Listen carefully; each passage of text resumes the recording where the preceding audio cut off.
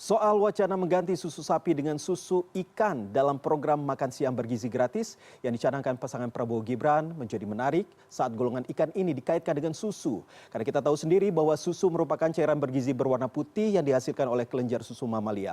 Lalu apa benar ikan menghasilkan susu? Kalau tidak, mengapa disebut susu ikan? Apakah hanya istilah pemasaran saja? Dan tentunya terkait hal ini saya akan berbincang dengan Budi Sulistyo, Dirjen Penguatan Daya Saing Produk Kelautan dan Perikanan. Halo, selamat sore Pak Budi. Selamat sore Mas Iqbal. Pak Budi, ini langsung saja terkait dengan susu ikan yang menjadi perbincangan juga warga net ini. Nah, ini sebenarnya mungkin Bapak bisa menjelaskan kepada kita semua, kepada kami terkait dengan susu ikan. Ini sebenarnya seperti apa? Karena walaupun sudah, kalau saya tidak salah, ini sudah diperkenalkan sejak setahun yang lalu, tetapi banyak masyarakat juga yang masih mempertanyakan terkait dengan susu ikan ini. Hmm.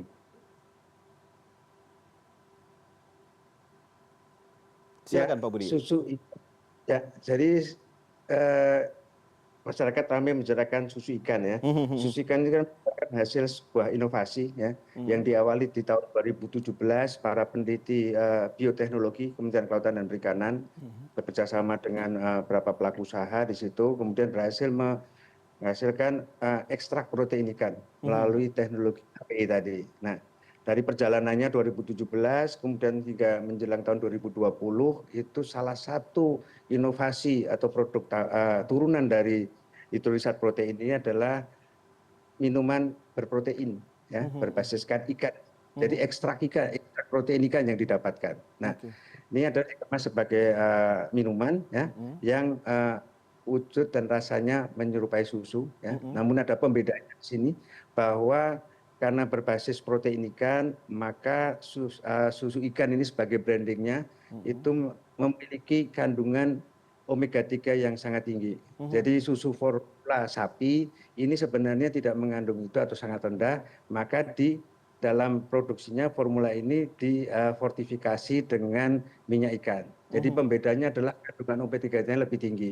Kami berharap keberadaan hasil inovasi ini menjadi penguat komplementer kebutuhan susu di Indonesia, ya, terutama untuk anak-anak yang sedang tumbuh, ya, balita dan semuanya ini menjadi satu pemikiran. Dari hasil penelitian dan setelah diperiksa juga bebas dari alergen, ya, dan ini menjadi satu kesempatan kita bahwa program makan bergizi gratis ini menjadi tantangan kita semua, bagaimana kita menggali sumber-sumber makanan terutama protein, karena bangsa Indonesia selama ini tercatat di BPS asupan protein masyarakat itu adalah 62 gram per kapita per hari. Ini masih di beberapa negara ASEAN, ya, di bawah Kamboja, Filipina, dan bahkan jauh di bawah Vietnam. Vietnam ini sudah 94 gram per kapita per hari. Negara maju sudah di atas 100. Jadi dengan ini, dengan program ini maka menjadikan kesempatan bagaimana asupan protein masyarakat kita tingkatkan dan kita menjadi satu mendapatkan generasi yang tangguh, kuat dan cerdas menuju generasi emas Indonesia. Baik, berarti dikatakan sebagai susu ikan ini karena wujud dan juga bahan yang terkandung di dalamnya ini hampir mirip dengan susu sapi begitu ya Pak ya? Ya. Oke. Nah, berbicara dengan ikan ini sebenarnya kalau tadi Bapak mengatakan bahwa ini diambil dari protein ikan, ekstraksinya begitu. Nah, kira-kira dari ikannya ini apakah ikan-ikan jenis tertentu saja yang bisa diolah menjadi susu ikan dalam tanda kutip seperti itu, atau justru ikan apa saja bisa digunakan untuk bisa membuat menjadi sebagai susu ikan begitu Pak? Jadi bahan dasar susu ikan yang disebut HPI tadi, hidrolisit protein ikan, itu bersumberkan pada ikan-ikan yang selama ini adalah harganya rendah, Mas. Yang mungkin jadi satu solusi juga untuk meningkatkan kesejahteraan nelayan, karena bahan baku adalah ikan petek, ikan selar yang sebenarnya secara di pasar itu harganya rendah. Ikan-ikan tersebut ditampung kemudian diolah dengan teknologi hidrolisit protein ini menjadi ekstrak protein yang nanti inovasi produk turunannya salah satu adalah susu, mungkin juga menjadi bahan fortifikasi untuk bahan baku makanan, untuk jajan-jajan anak sekolah dan semuanya itu sudah kami coba. Jadi ini adalah kesempatan kita untuk meningkatkan asupan protein masyarakat berdasarkan berbahan ikan. Nah, ada informasi juga yang beredar bahwa kandungan gizi dan juga protein yang terdapat dalam susu ikan ini itu sama saja dengan 1 gelas susu yang setara dengan 2 gelas susu sapi begitu Pak? Ya, yang jelas bahwa kandungan ini yang pembeda yang cukup signifikan adalah kandungan omega 3 DHA dan EPA-nya. Mhm, Ini adalah faktor pembentuk atau mendukung perkembangan otak, mhm, mhm, peningkatan kecerdasan, mhm, dengan juga dengan kalsiumnya. Ini mhm, adalah satu yang pembeda dengan yang susu lainnya ya. mhm, Ini adalah kesempatan kita mhm, bahwa menggunakan eh, susu ikan ini, mhm. kita berharap bahwa asupan gizi masyarakat juga meningkat. Mhm.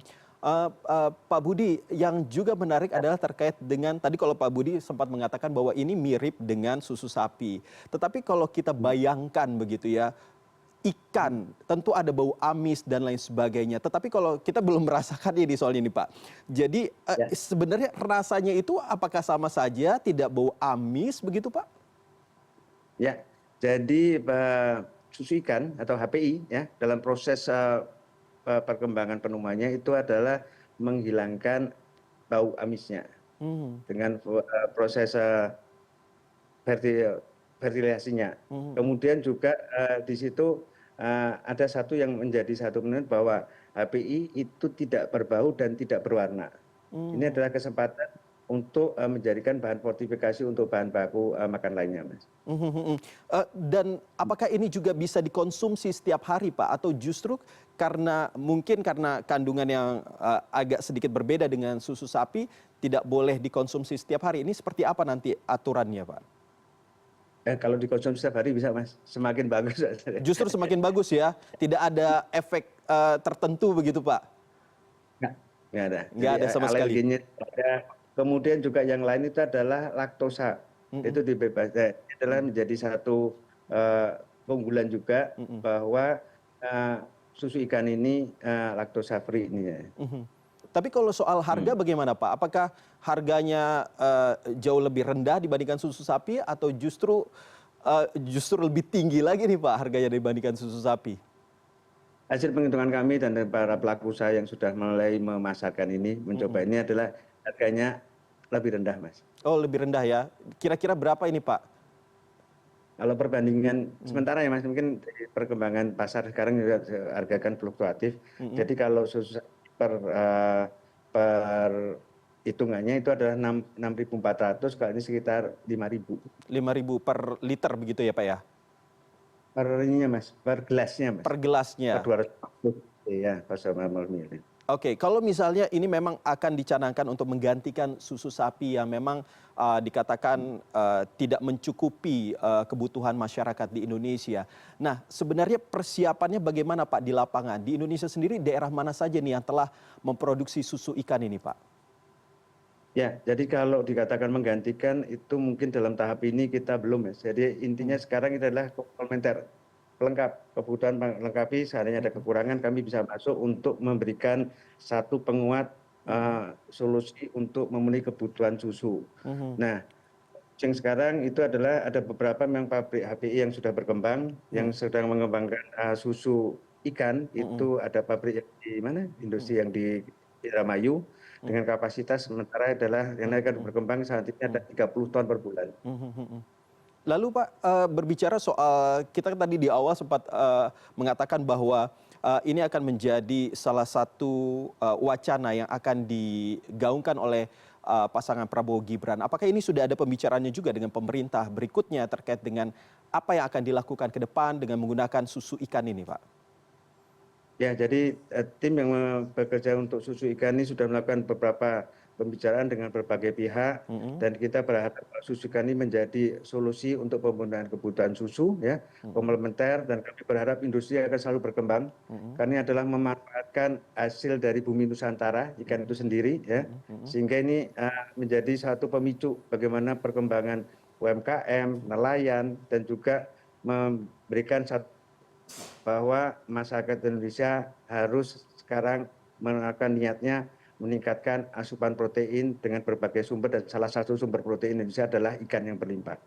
Dan realisasinya seperti apa Pak nantinya? Apakah sudah siap Indonesia untuk menjadikan susu ikan ini sebagai alternatif pengganti jika susu sapi ini berkurang begitu keberadaannya di tanah air? Saya yakin ke depan kalau kita sekarang bekerja bersama-sama melihat ada bangga buatan Indonesia, ya, bergerak untuk mengembangkan industri ini, dan ini menjadi salah satu awalnya komplementer, nanti menjadi satu pendamping, kemudian akhirnya menjadi satu yang dapat kita memenuhi kebutuhan susu di Indonesia. Tapi Pak, berbicara soal susu ikan ini, saya penasaran Pak, kalau di negara lain itu juga ada yang seperti ini atau Indonesia baru pertama kali ini melakukannya Pak? Untuk fortifikasi di berbagai macam jenis minuman dan makanan ada. Di Indonesia ini kan kita punya satu ciri khas, kita dorong supaya anak-anak itu ingin dan mau mengonsumsi ini, maka kita branding dari susu ikan, ya kan? Karena anak sudah kenal 4 sehat 5 sempurna, 5-nya susu. Nah ini kita dorong ke sana, ya, bahwa ini adalah menjadi satu minuman bergizi, ya, protein tinggi yang menjadi bahan untuk peningkatan gizi masyarakat Indonesia. Baik, Pak Budi Sulistyo, Dirjen Penguatan Daya Saing Produk Lautan dan Perikanan. Terima kasih Pak sudah mencerahkan kami untuk mengetahui seperti apa sebenarnya bentuk dan juga wujud serta kandungan dari susu ikan tersebut. Salam sehat selalu Pak. Terima kasih Mas. Sama-sama Pak.